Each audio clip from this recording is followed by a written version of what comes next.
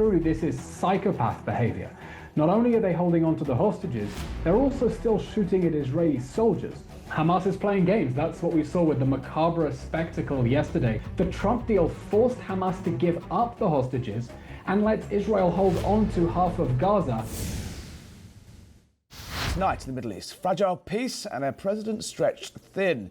With both sides in the Hamas-Israel conflict accusing each other of breaching the ceasefire, is Trump losing his hold on that success? Joining me from Israel tonight, Elon Levy, former government spokesman, and with us in the studio still is Kim Klacik. But here, Eylon, good evening. Bring us up to speed on the latest. Obviously, all sorts of accusations flying around of the ceasefire being stretched incredibly delicately and thinly. Is it at risk of breaking, and what's happening?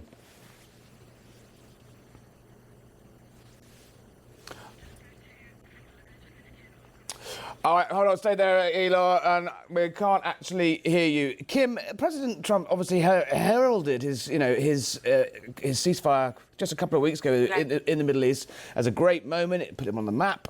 A possible Nobel Prize contender. It does seem to me that it's looking a little rocky now. It does, but I think they were always expecting something like this could possibly happen. I noticed as soon as the peace deal went through, you had people like Vice President J.D. Vance, Secretary of State Marco Rubio. They're all going in succession over there to kind of make sure that everything was handled. And I think that is because they weren't sure if everybody was going to keep their end of the bargain, including the Prime Minister of Israel. Let's see if we can speak to Elon Levy in Israel tonight. Eylon, can you hear me now? Hello, Harry, I can hear you. There we go. I was just saying the remarkable scenes we saw just a few weeks ago with the hostages released was a real moment for Israel, for the world, for Donald Trump as well. It does seem to me now it's looking a little bit more tense, accusations flying across both sides of breaking the ceasefire. Can you bring us up to speed with the latest, and are you confident that this delicate peace is going to hold?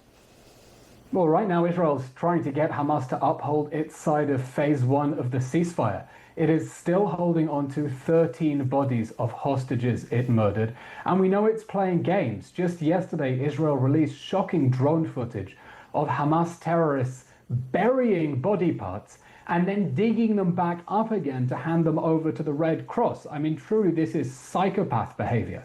Not only are they holding on to the hostages, they're also still shooting at Israeli soldiers. We've lost 3 men in the Gaza Strip who have been killed by Hamas's violations of the ceasefire. So Israel has responded. It's responded with precision strikes against Hamas military targets, taking out dozens of Hamas terrorists, including some who took part in the October 7th massacre. And now the message is very clear. We need all of the bodies of the murdered hostages back, and then we have to move to phase 2, in which Hamas will agree to leave power and demilitarize. But that's not going to happen without massive global pressure on Hamas to admit that the game's over. Do you think they are playing games, or they just don't want to admit they actually don't know where these... It's a horrible thing to have to discuss, but they just don't know where these bodies are?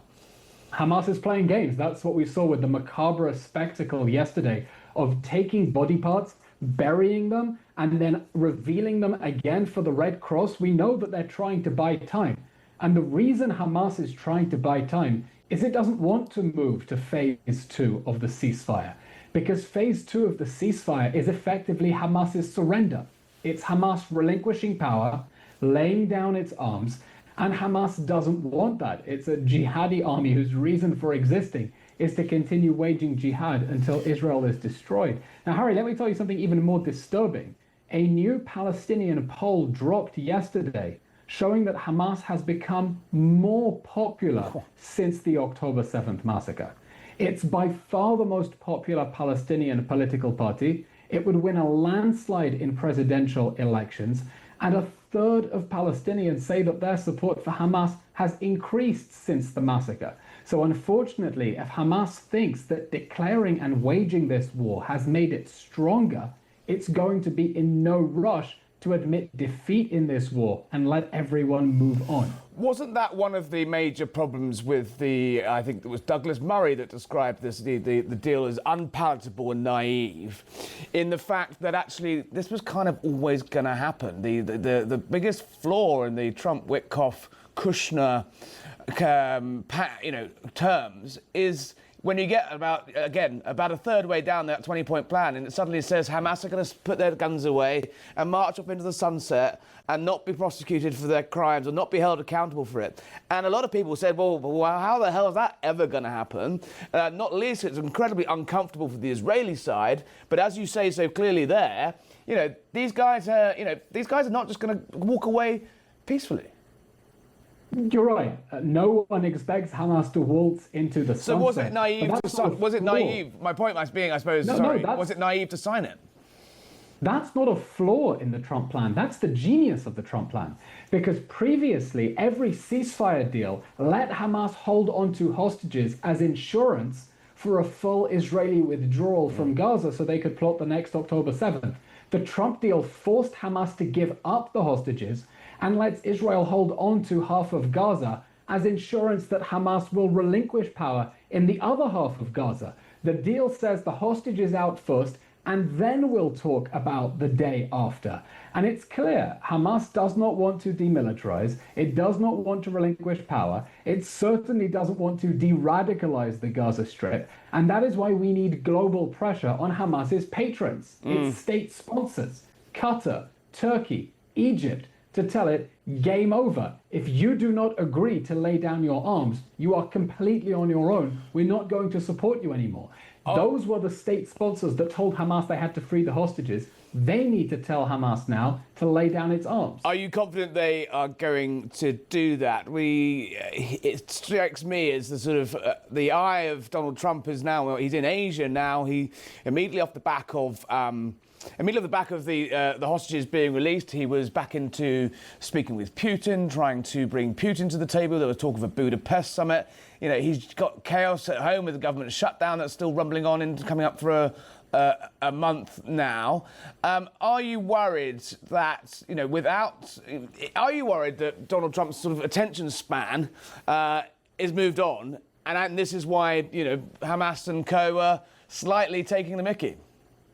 I don't think it's to do with President Trump's attention span. In fact, he really wants to get this done because he wants to open the door to normalization agreements between Israel and Arab countries. Let that be his legacy and get the Nobel Prize. I'm concerned because most countries, so in hoc to Qatari and Turkish influence, they are not using any of their leverage to put pressure on Hamas's state sponsors to end this war. But that is the only way that this war is going to end for good, if Hamas is completely isolated. This war will not end for good if Hamas feels that countries like the UK, Canada, France are giving it backing by recognizing a non-existent Palestinian state. Hamas will be forced to lay down its arms if its patrons say they won't support it anymore. But so far, we haven't heard that from Qatar and Turkey, and that's why I'm doing all the rounds of the interview studio saying that's where policymakers' pressure needs to be. All right, well, we'll make sure we put that up in lights for you. How is it playing out in Israel? Obviously, Netanyahu's a divisive figure doesn't even begin to cover it. But if you do end up in a sort of horrible stalemate where we are currently seem to be now, stuck between phase 1 and phase 2 of the peace plan, yes, the hostages, the living hostages, I should say, sorry, are home, and that that can only be welcomed. But if you get stuck in the sort of limbo of still occupying half of Gaza, as you say, having pop shots taken at IDF troops by Hamas, and Gaza slipping into factional chaos, shooting each other in the streets, how is that going to play out for the Israeli government? Israelis want to end this war. They want all the soldiers home, the reservists home, and to put this nightmare behind us. But you asked before about naivety. No one in Israel is naive about Hamas. Everyone understands that unless Hamas is forced to step down and relinquish its weapons, there will be a next time, and it will be worse, and it will be worse because Hamas will feel vindicated.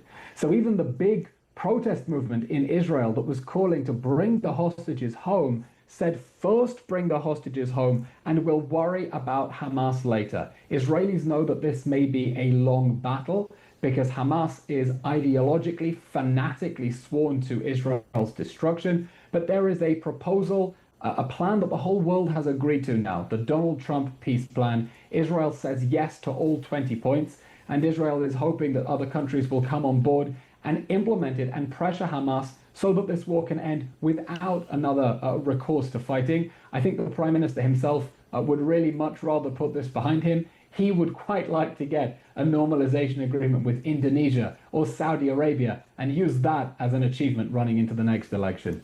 And how are relations between the two men themselves? Obviously, there was a remarkable scene at the White House when President Trump almost sort of ordered Netanyahu to pick up the phone and apologise to the Qataris as he was trying to unlock that peace accord. There's been multiple well-sourced reports in the US media that they've had some fairly lively conversations, to put it one way.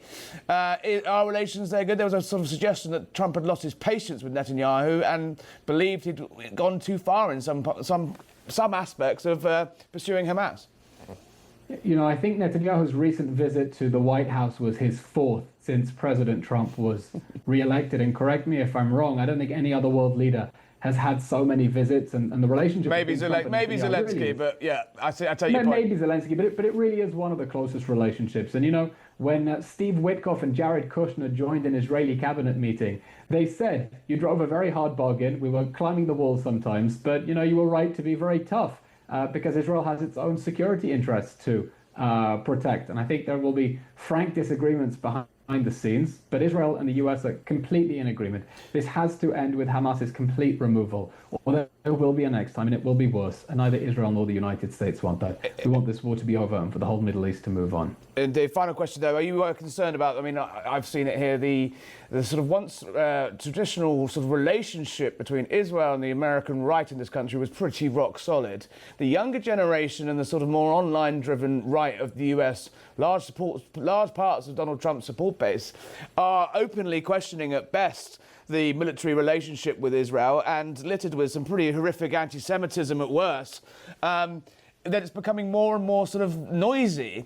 Are you concerned that the longer-term relationships with Israel and the United States is in a little danger?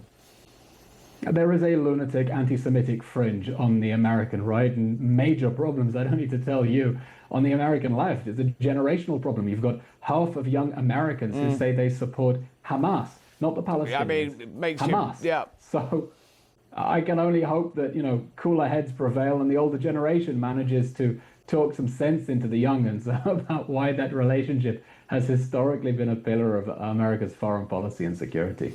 Elon Levy, great thoughts as ever. Thank you for joining us and stay safe. Good night.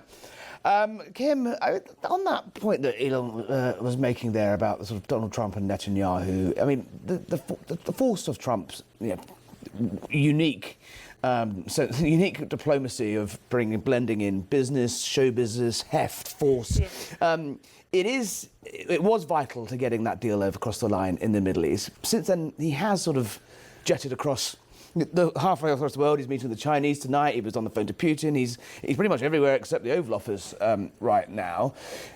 Does he have a responsibility to, you know, pick up the phone here and say, come on, let's as Elon was saying, get on the phone to the Qataris, get on the phone to the Egyptians, and say, come on, we need to hurry this up.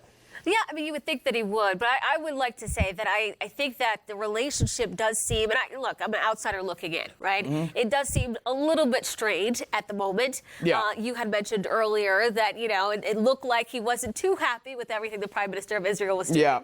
And that's why I mentioned, you know, you had J.D. Vance, you know, Marco Rubio, they were headed to Israel, and I think that they were trying to have these conversations. I think it is naive to think that phase 2 is going to happen.